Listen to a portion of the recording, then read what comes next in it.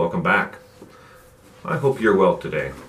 So today we're going to take a look at the bail system in America. Bail in America.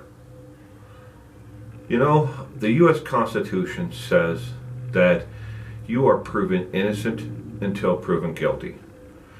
But right now, currently, as of the shooting of this video, there are 479,000 U.S. citizens who are currently incarcerated in jail because they cannot afford bail.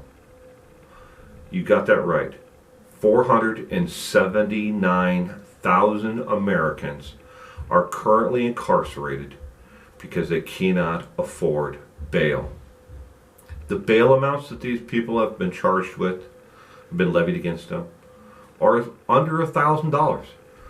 And in over 96% of those 479,000 who are in jail because they cannot afford bail, they are there for non-violent crimes. Non-violent crimes. The U.S. Constitution says that we're innocent until proven guilty, and the bail system here in America has set up a two-tiered system. One, you are innocent and you can get out if you're rich, and one for everyone else. I'm going to tell you two quick stories about two people in different parts of the United States who got caught up in the bail system. The first one is Sarah. Sarah is a single mother, a widow. She is 28 years old. She has 2 children. Sarah has her high school diploma, but no education beyond that. She is a waitress in a chain restaurant, waiting tables, making minimum wage plus tips. She's doing everything she can to provide for her 2 children. She is not on any state assistance, any welfare of any kind at all. In 2018, she was widowed. Her husband, of 4 years, died tragically in a car accident.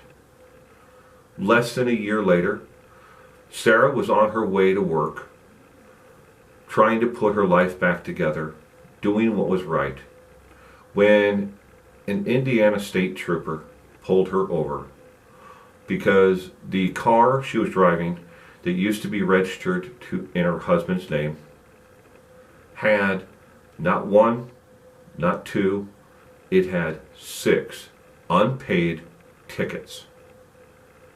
6 unpaid tickets that suspended the license of her now deceased husband. But the tickets were levied against her car and the plate, making it so she could not drive the car. The state trooper said, "I'm sorry, but I must impound the car." She tried to explain to the state trooper that she had just recently become widowed and had 2 children that she needed to care for, and she needed to get to work. The state trooper said, "I don't care. It's not my responsibility on how you get to work. I have to impound the car." So the car was impounded. On top of that, the day that the car was impounded, they impounded the car underneath Sarah's name.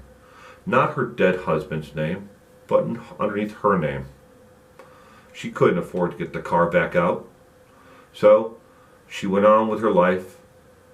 She put together, quickly a way to catch mass transit to get back and forth to work so she could continue to provide for her 2 children. And said, well, I guess they're going to sell the car, and they're going to do what they have to do with it.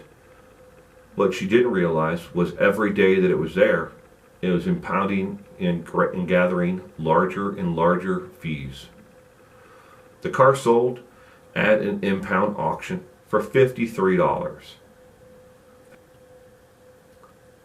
So the state wrote off the difference of what they got and then sent it to collections. But they messed up again. There was still that impound fee in Sarah's name. So one day, while Sarah was at work, a drunk and disorderly conduct individual came in, gentleman, who was drunk and started harassing Sarah and two other employees. When the county sheriff officer came in to take the report, he ran the names of all the people involved in the incident, and they found out that there was a warrant, a bench warrant issued for Sarah's arrest for not paying the impound fees on that car. The state wanted their money. They didn't care what was going on with Sarah. They didn't care what she was doing. They didn't care how the fees got added up. So they arrested Sarah from her work, kicking and screaming, crying. How am I going to get my two children home? She quickly, at least the sheriff's officer allowed her to use her cell phone to call a friend. Her friend went and picked up the two children. They didn't have to let her do that. So Sarah went to jail.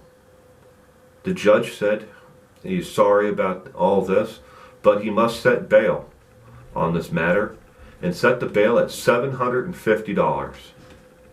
That is exactly 1.5 weeks' wages for Sarah, with tips. That's all she makes. Where will she come up with $750 to bail herself out of jail? Along came a bail bonds company.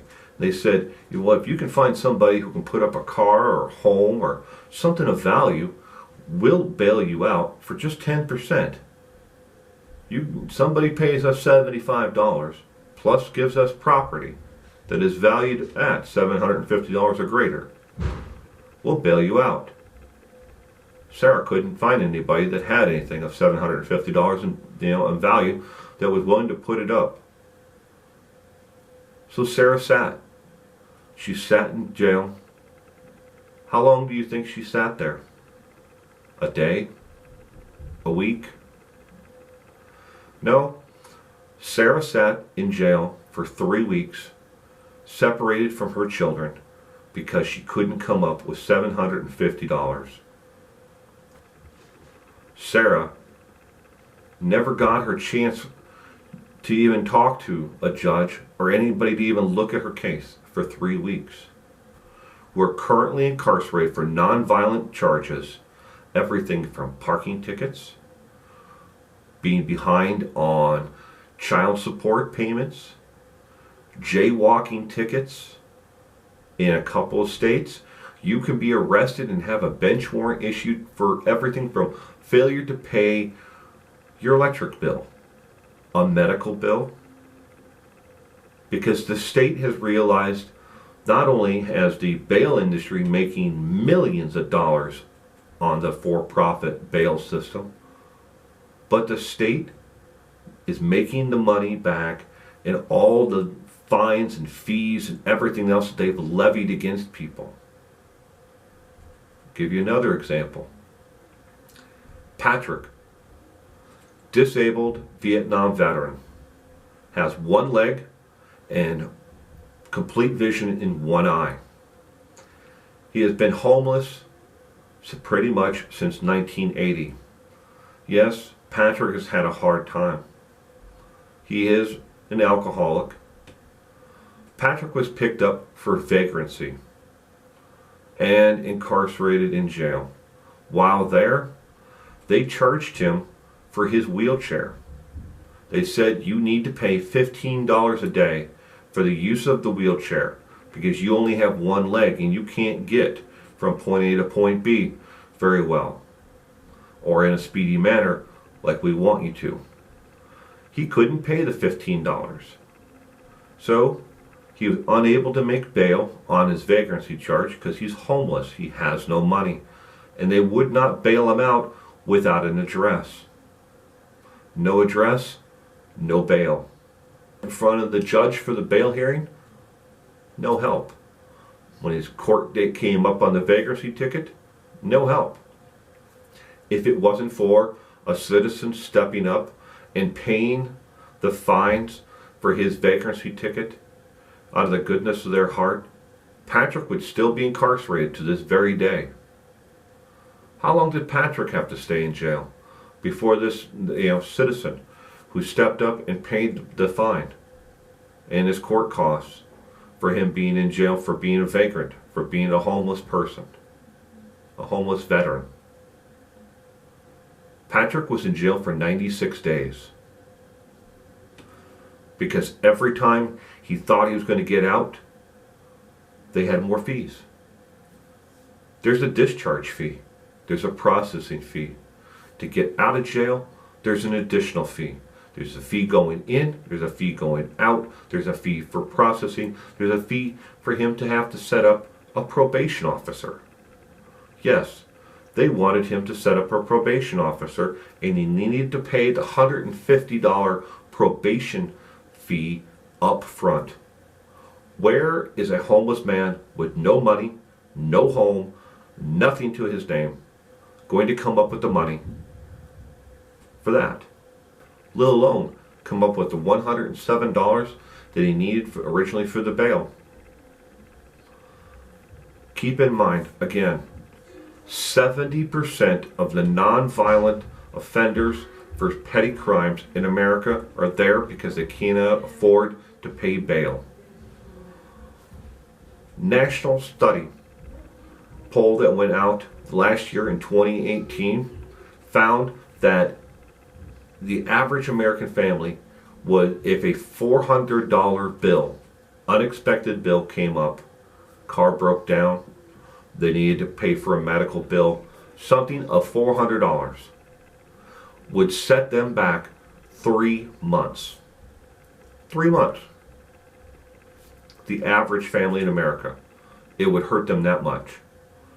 At the same time, as the bail system has profited, court systems have increased the fines and levies against people exponentially. Since 1980, the fine for just jaywalking across America, the average ticket for jaywalking in 1980 was $23. Across America, right now today, if you get a ticket for jaywalking, you're looking at $200 to $175 for that same ticket today for jaywalking. Get tough on crime. Increase the fines.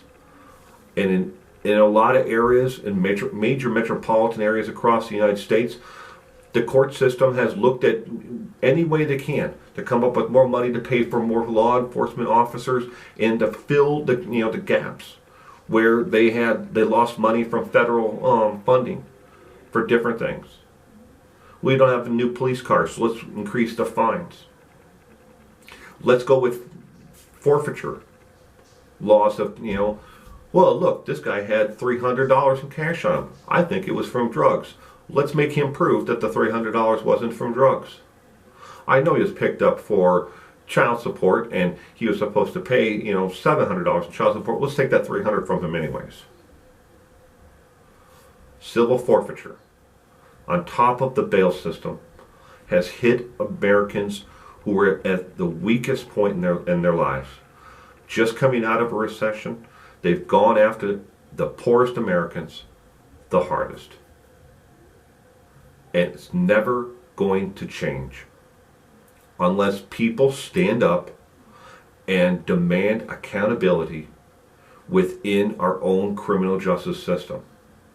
We've allowed this to happen because we sat back and said, well, they're getting tough on crime. I'm not seeing the people who committing these crimes anymore. If you live in a major metropolitan area, pick up your newspaper and look at the crime docket for what people are being arrested for, and then look at the fines that they're being levied. It's appalling.